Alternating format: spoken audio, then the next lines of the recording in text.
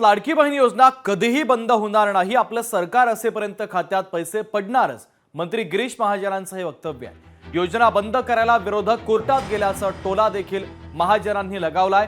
योजनेमुळे विरोधकांच्या पोटात दुखतंय असं गिरीश महाजन यांनी म्हणत विरोधकांवर हल्लाबोल केला आहे।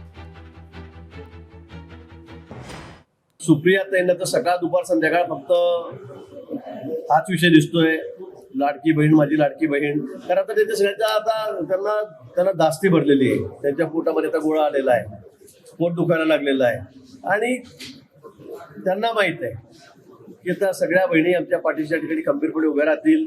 कधी नव्हे तर त्यांना इतका त्यांच्यासाठी अतिशय चांगली योजना ही सरकारने जाहीर केलेली आहे आणि म्हणून काही करून या सगळ्या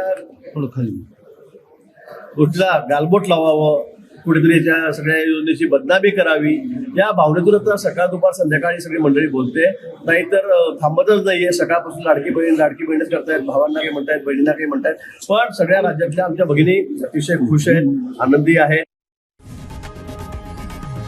लोकशाही मराठी ऐका, पहा, जागरूक रहा।